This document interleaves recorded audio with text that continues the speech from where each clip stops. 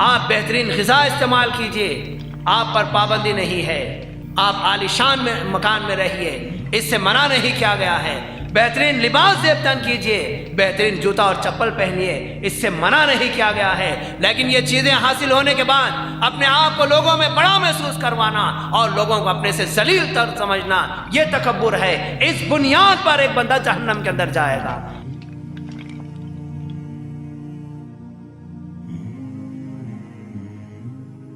ذی وقار بزرگان اعظام، معزز و محترم حاضرین جمعہ، پردہ نشین خواتین اسلام، تمام قسم کی حمد و ثنا، کبریائی، بڑائی، بزرگی، برتری اللہ ذوالجلال والاکرام کے لیے سزاوار ہے، جو ذات تنہا و یکتا ہے، کوئی اس کا شریک اور ساجھیدار نہیں ہے، کوئی اس ذات کے برابر بھی نہیں ہے، کوئی اس ذات کے مانند نہیں ہے، اور اس کے اختیارات، اس کے معاملات میں کسی کا کوئی دخل اور کوئی اس کا شریک نہیں ہے۔ بے شمار درود و سلام ہو ہمارے آخری نبی جناب محمد رسول اللہ صلی اللہ علیہ وسلم کی ذات مبارکہ پر۔ اللہم صلی علی محمد وعلی آل محمد کما صلیت علی ابراہیم وعلی آل ابراہیم انک حمید مجید۔ اللہم بارک علی محمد وعلی آل محمد کما بارکت علی ابراہیم وعلی آل ابراہیم انک حمید مجید۔ معزز حاضرین، آج کے اس خطبہ جمعہ میں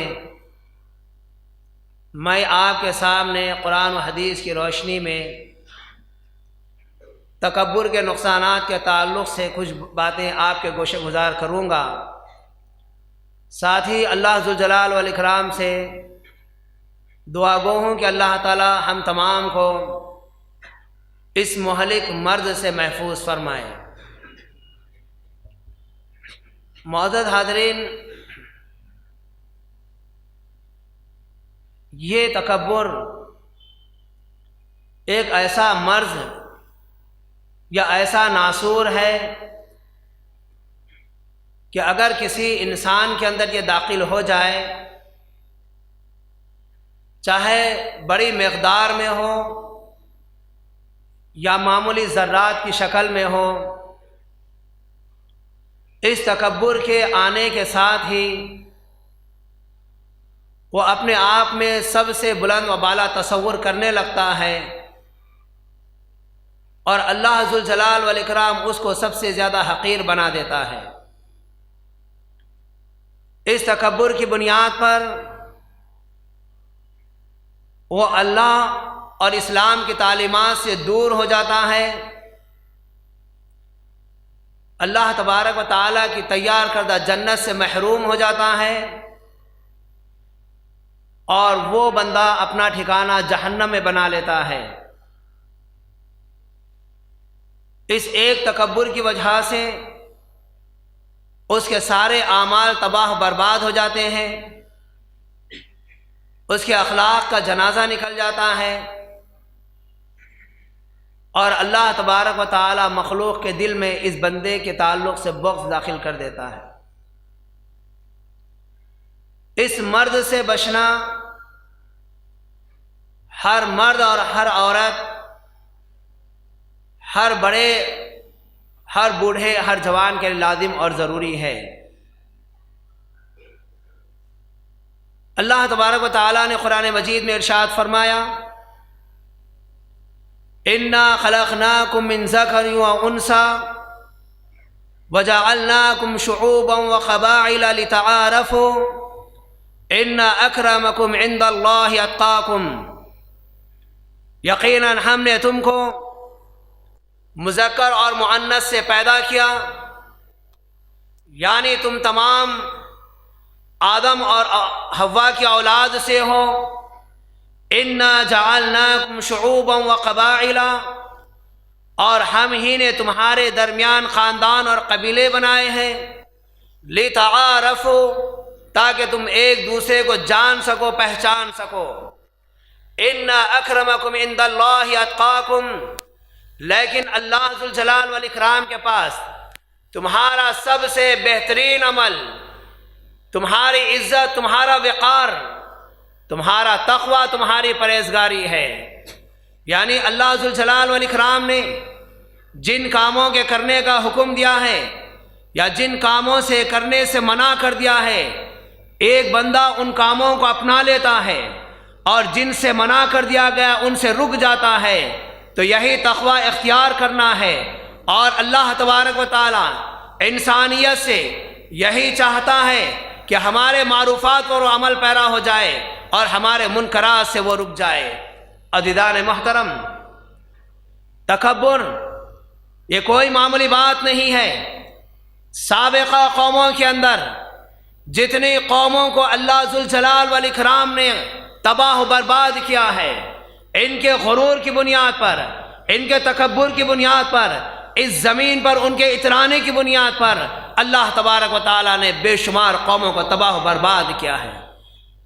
وَكَمْ أَهْلَكْنَا مِنْ قَرْيَةٍ بَطِرَتْ مَعِيشَتَهَا، کتنے قریے والے ایسے ہیں، کتنی قومیں ایسی ہیں جن کو ہم نے ہلاک کر دیا ہے، ان کے اس زمین کے اوپر اکڑنے کی وجہ سے، ان کے اس اترانے کی وجہ سے۔ اور آئیے عزیزان محترم، یہ بات بھی جان لیجئے، اس زمین کے اوپر یا اللہ ذوالجلال والاکرام کی مخلوقات میں سب سے پہلے جو برائی شروع ہوئی ہے وہ برائی تکبر کی برائی تھی۔ سب سے پہلے جو برائی شروع ہوئی ہے وہ برائی تکبر کی برائی تھی۔ اور وہ کیسے شروع ہوئی؟ اللہ تبارک و تعالیٰ نے اس بات کا ذکر کیا ہے، وَلَقَدْ خَلَقْنَاكُمْ ثُمَّ صَوَّرْنَاكُمْ ثُمَّ قُلْنَا لِلْمَلَائِكَةِ اسْجُدُوا لِآدَمَ فَسَجَدُوا إِلَّا إِبْلِيسَ وَلَمْ يَكُنْ مِنَ السَّاجِدِينَ۔ اللہ رب العالمین کہتا ہے کہ ہم نے تم کو پیدا کیا، تمہاری صورتیں بنائی، پھر اس کے بعد ہم نے سارے فرشتوں کو حکم دیا کہ تم آدم کے لیے سجدہ کریں۔ ان فرشتوں کی جماعت میں ابلیس بھی موجود تھا۔ اللہ کا حکم کلی طور پر تھا، ساروں کے لیے تھا، تو یہ ابلیس بھی اس حکم میں شامل تھا۔ سارے کے سارے فرشتے اللہ ذوالجلال والاکرام کے حکم پر آدم علیہ السلام کے لیے سجدہ ریز ہو گئے، الا ابلیس، سوائے ابلیس کے، اس نے آدم علیہ السلام کو سجدہ کرنے سے انکار کر دیا۔ اللہ نے کہا قال ما منعك الا ان تسجد اذ امرتك، تجھے کس چیز میں روک دیا ہے جبکہ میں نے تجھے اس بات کا حکم دیا تھا کہ آدم کو سجدہ کرے؟ تو اس وقت اس ابلیس نے کہا انا خیر من خلقتنی من نار وخلقته من طین، کہنے لگا اللہ میں تو اس سے بہتر ہوں، تو نے مجھے آگ سے پیدا کیا ہے اور آدم کو مٹی سے پیدا کیا ہے۔ یہ سب سے پہلی نافرمانی تھی جو ابلیس نے اللہ ذوالجلال والاکرام کی، اور اس کا یہ نافرمانی کرنا تکبر کی بنیاد پر تھا۔ اللہ رب العالمین نے اسی وقت اس سے کہا قال فاہبط منها فما يكون لك ان تتكبر فيها فاخرج انك من الصاغرين۔ اللہ تبارک و تعالیٰ اس کو اس کے مقام اور اسی منزلت سے اتار دیا اور کہا کہ تیرے لیے لائق نہیں تھا کہ تو اس موقع پر اس طریقے سے تکبر میں مبتلا ہوتا۔ فاخرج انک من الصاغرین، ذلیل و خوار ہو کے یہاں سے چلا جا۔ اللہ تعالیٰ نے اس کو وہاں سے نکال دیا۔ معزز حاضرین، یہ اتنی بری بلا ہے۔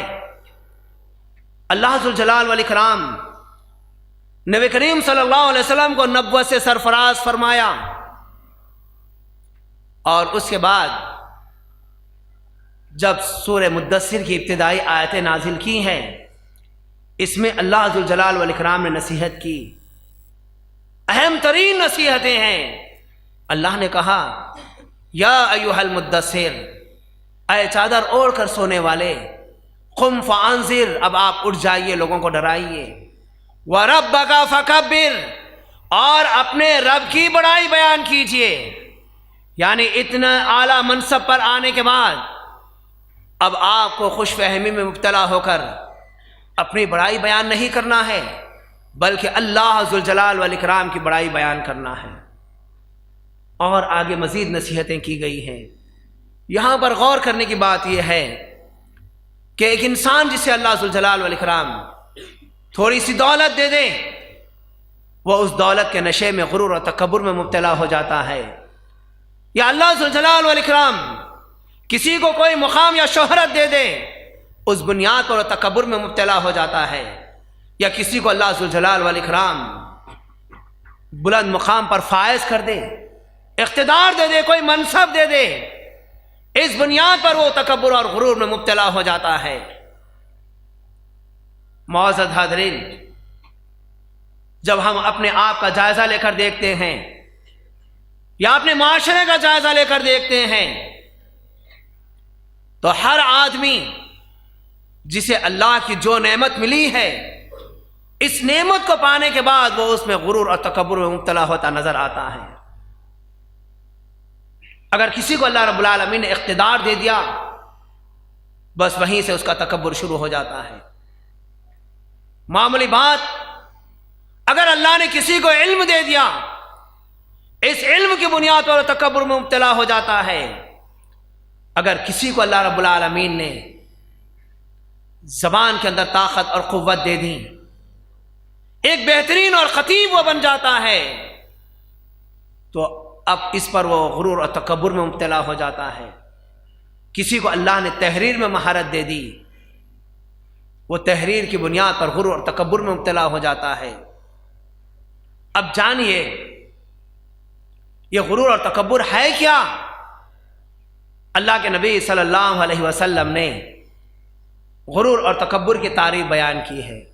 وَلَكِنَّ الْكِبْرَ، یہ تکبر، مَنْ بَطَرَ الْحَقَّ وَغَمَطَ النَّاسِ، یعنی جب اس کے پاس حق بات آ جائے، اس حق بات کو دبا دے اور لوگوں کو اپنے سے کمتر جانے، یہی تکبر ہے۔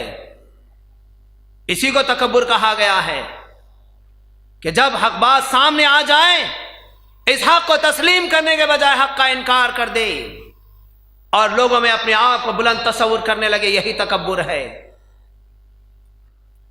اور یہ اتنی ہی معمولی بات نہیں ہے۔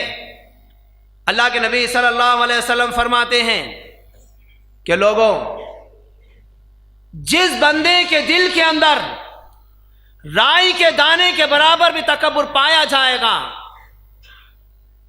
فقد حرم اللہ علیہ الجنہ، اللہ تبارک و تعالیٰ نے اس بندے کے اوپر جنت کو حرام کر دیا ہے۔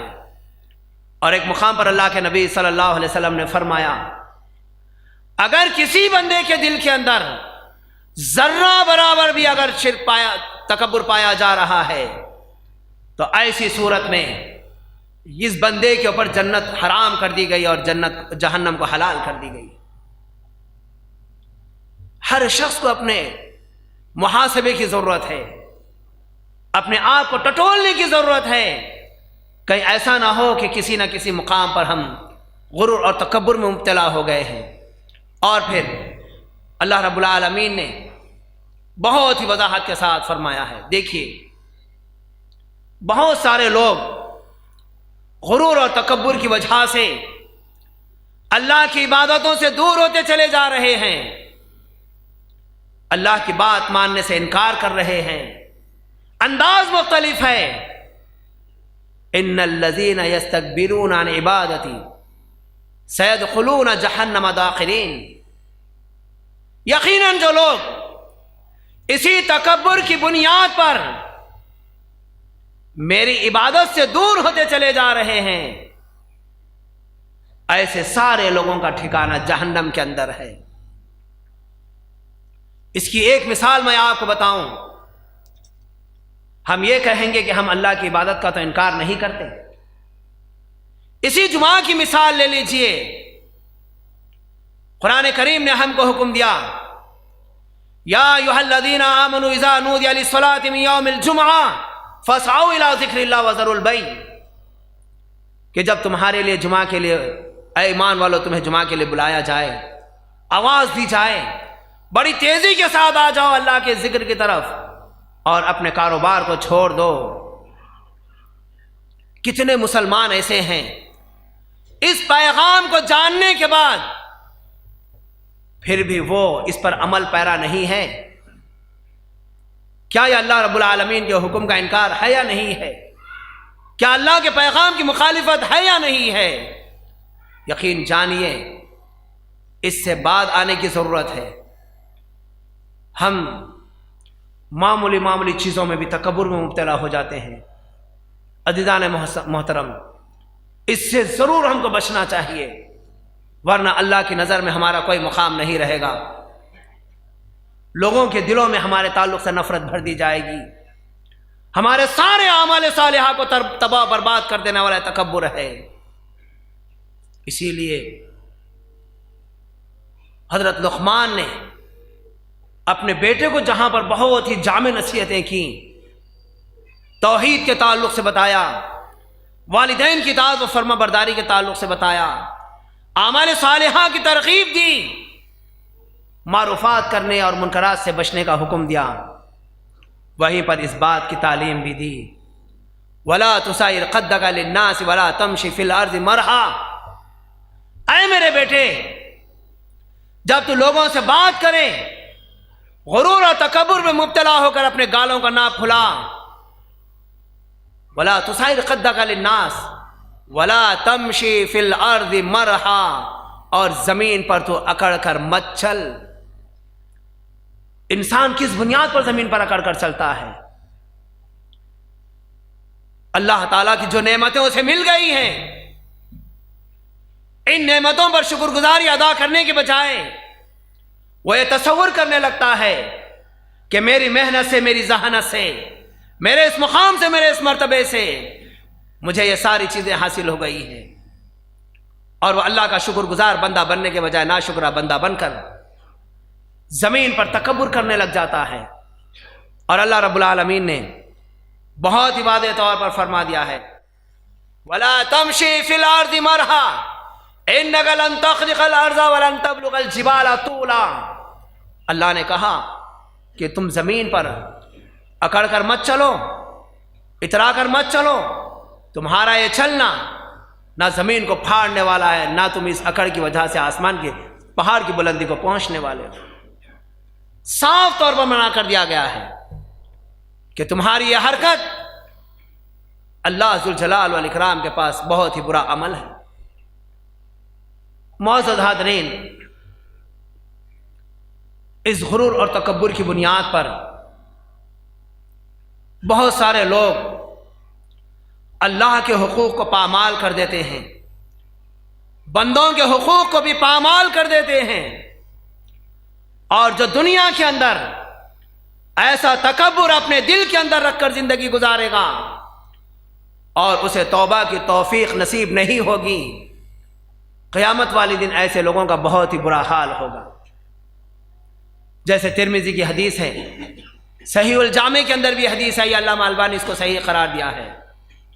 اللہ کے نبی صلی اللہ علیہ وسلم فرماتے ہیں، حشر المتکبرون امثال الذر یوم القیامہ فی صور الرجال یغشاہم الذل من کل مکان یساقون الی السجن یسمى بعلس فی جہنم تعلوہم نار الانیار ویسقون من نصرات اہل النار وطینۃ الخبال۔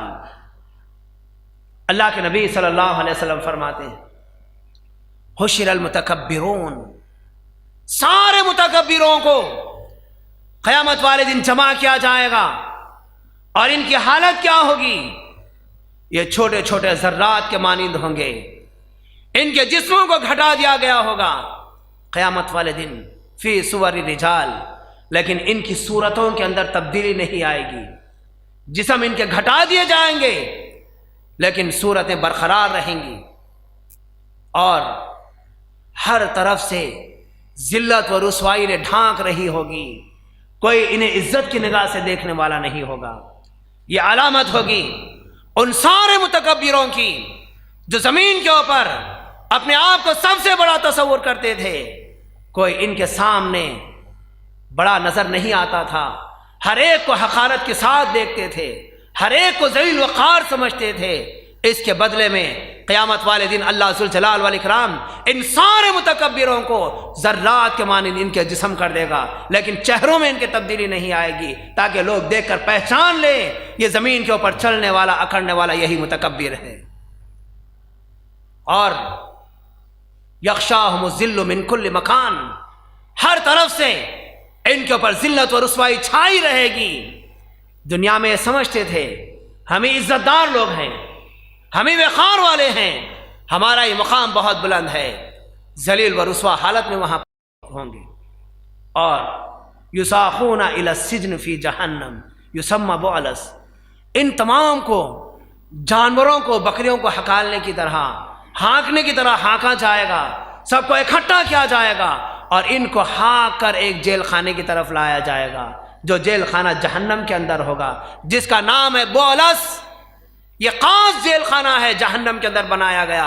یہ سارے متکبروں کو اس جیل خانے کے اندر بند کر دیا جائے گا، جو دنیا میں عالیشان محلوں میں رہتے تھے، کشادہ ان کے مکانات تھے، بڑے بڑے روم ان کے تھے، عالیشان زندگی گزارنے والے، ان تمام کو قید میں بند کر دیا جائے گا۔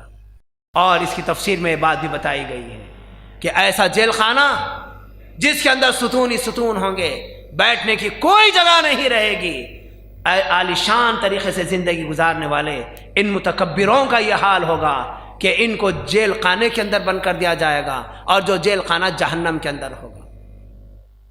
تعلوہم نار الانیار، آگ کے اوپر آگ ان کے اوپر پیش کی جائے گی، یعنی ان کی آگ میں کوئی قسم کی کمی نہیں ہوگی، آگ پر آگ ان کے اوپر پیش کی جائے گی۔ اور جو دنیا میں اللہ کی نعمتوں کو پانے کے بعد اترانے والے تھے، اللہ کے شکر گزار بندے نہیں بنے، غرور اور تکبر میں مبتلا ہو گئے، بہترین مشروبات جائز اور ناجائز طریقے سے پینے والے، ان کا کیا حال ہوگا؟ کبھی دنیا میں غریب کا خیال نہیں کیا، کبھی پڑوس کا خیال نہیں کیا۔ بڑے افسوس کی بات ہے، آج دیکھیے یہ غیروں کے اندر نہیں، ہم مسلمانوں کے اندر بھی یہ تکبر آ گیا ہے، اور ہم اہل ایمان ہم اس بات کا دعویٰ تو کرتے ہیں، لیکن غرور اور تکبر کی کیفیت ہمارے اندر بھی موجود ہے۔ جب ہمارے پاس کوئی اعلیٰ مہمان آ جاتا ہے، اس کے بیٹھنے کا انتظام الگ کیا جاتا ہے، اور کوئی غریب مسلمان آ جاتا ہے تو اس کے بیٹھنے اور کھانے کا انتظام الگ کیا جاتا ہے، جبکہ سب آدم اور حوا کی اولاد ہیں، سب ایک دوسرے کے بھائی ہیں، اور اہل ایمان یہ تمام کے تمام ایک دوسرے کے بھائی ہیں، لیکن یہ تفریق ہمارے اندر بھی آ گئی ہے، ہم نے بھی اونچ نیچ کا مسئلہ بنا لیا ہے۔ بڑے افسوس کی بات ہے۔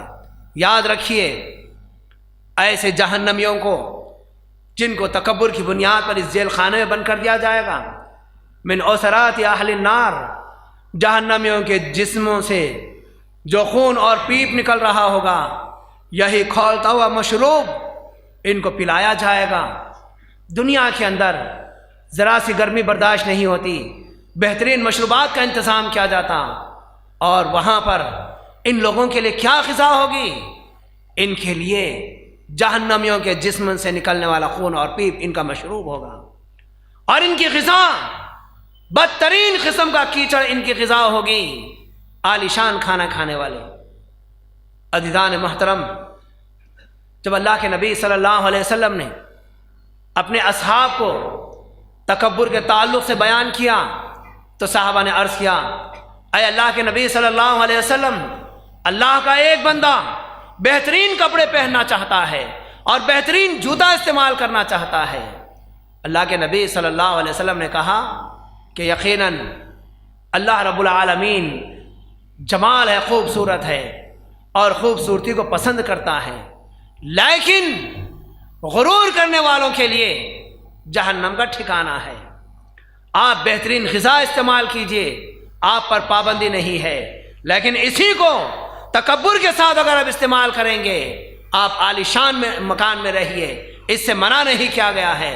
بہترین لباس زیب تن کیجئے، بہترین جوتا اور چپل پہنیے، اس سے منع نہیں کیا گیا ہے، لیکن یہ چیزیں حاصل ہونے کے بعد اپنے آپ کو لوگوں میں بڑا محسوس کروانا اور لوگوں کو اپنے سے ذلیل تر سمجھنا، یہ تکبر ہے۔ اس بنیاد پر ایک بندہ جہنم کے اندر جائے گا اور اس کے سارے اعمال صالحہ تباہ برباد ہوں گے۔ آئیے عزیزان محترم، باتیں تو بہت ساری ہیں، میں آپ کے سامنے ایک دو باتیں رکھ دینا ضروری سمجھتا ہوں۔ اس دنیا کے اندر سب سے بڑا اعلیٰ مقام اگر کسی کو ملا ہے وہ ہمارے نبی محمد رسول اللہ صلی اللہ علیہ وسلم کو ملا ہے۔ اللہ کی ذات کے بعد، اس خالق کے بعد، مخلوق کے اندر سب سے اعلیٰ مقام پانے والے، سب سے بڑا مقام پانے والے اس زمین پر کوئی ہستی ہے تو محمد رسول اللہ صلی اللہ علیہ وسلم کی ہستی ہے۔ جب آپ کو اللہ رب العالمین نے کہا وَرَبَّكَ فَكَبِّرْ، آپ صرف اپنے رب کی پاکی بیان کریں گے، اپنے رب کی بڑائی بیان کریں گے۔ عزیزان محترم، آپ تاریخ اٹھا کر دیکھ لیے، احادیث کا مطالعہ کر لیجئے۔ اللہ رب العالمین نے تو کہا اِنَّكَ لَعَلَىٰ خُلُقٍ عَظِيمٍ، اللہ نے کہا وَرَفَعْنَا لَكَ ذِكْرَكَ، اتنا بڑا آپ کا ذکر اور اتنا بڑا آپ کا مقام اور آپ کے اتنے بلند اخلاق، اس کے باوجود بھی نبی کریم صلی اللہ علیہ وسلم نے کسی مقام پر بھی ذرا برابر بھی تکبر کے مادے کو اپنے اندر آنے نہیں دیا، بلکہ ہر مقام پر آپ بچتے رہے۔ نبوت سے پہلے 40 سالہ زندگی کا مطالعہ کر لیجئے، اللہ کے نبی صلی اللہ علیہ وسلم کے اندر کہیں تکبر نہیں پایا جائے گا۔ اس سے بڑی شخصیت زمین پر اور کوئی نہیں گزری۔ زمین و آسمان نے اس عظیم شخصیت کے علاوہ کوئی اور عظیم شخصیت ایسی نہیں دیکھی۔ اللہ کے نبی صلی اللہ علیہ وسلم کو امام الانبیاء، سردار انبیاء کا خطاب ملا، آپ کو یہ اعزاز ملا، اور قیامت والے دن جب سارے انبیاء اکرام شفاعت سے انکار کر دیں گے وہ اعزاز اللہ کے نبی صلی اللہ علیہ وسلم کو ملے گا۔ حالت یہ تھی، آپ جب کسی بلندی پر چڑھتے اللہ کی بڑائی بیان کرتے، آپ نیچے اترتے اللہ کی بڑائی بیان کرتے، تنہائی میں ہوتے اللہ کی بڑائی بیان کرتے، مجمع میں ہوتے اللہ کی بڑائی بیان کرتے، آپ گھر میں ہوتے اللہ کی بڑائی بیان کرتے، آپ لیٹتے اللہ کی بڑائی بیان کرتے ہوئے لیٹتے، قضائے حاجت کو جاتے اللہ کی بڑائی بیان کرتے، اور واپس آتے تو اللہ کی بڑائی بیان کرتے۔ ہر موقع پر اللہ کے نبی صلی اللہ علیہ وسلم کی تعلیمات کو دیکھ لیجئے، اللہ کے نبی صلی اللہ علیہ وسلم نے اللہ ہی کی بڑائی بیان کی ہے۔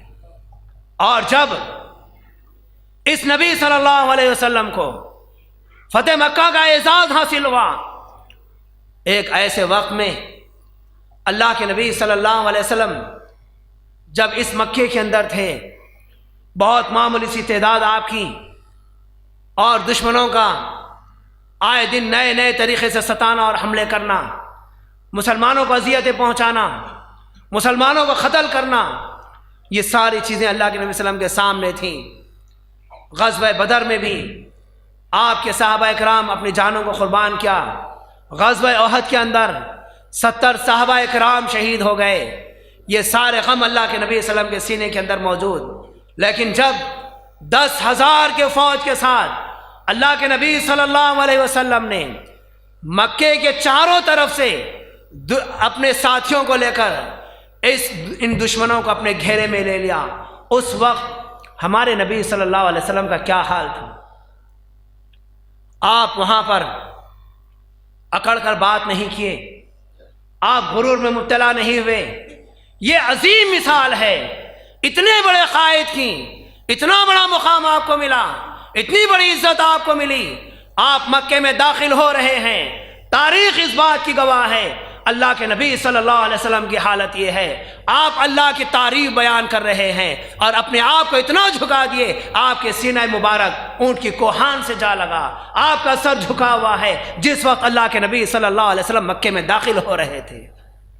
عزیزان محترم، یہ اتنی معمولی بات نہیں ہے، غیر مسلم بھی اللہ کے نبی صلی اللہ علیہ وسلم کے اس واقعے سے متاثر ہے، اور وہ بھی آپ کے کردار کو واضح کرتا ہے کہ ایک ایسا حکمران، ایک ایسا مسلمانوں کا نبی، اللہ نے اس کو اتنا بڑا اعزاز دیا ہے، اور آج ایک ملک اس کے ذریعے سے فتح ہو رہا ہے۔ اس نبی کے اندر غرور اور تکبر کا کوئی مادہ نہیں تھا۔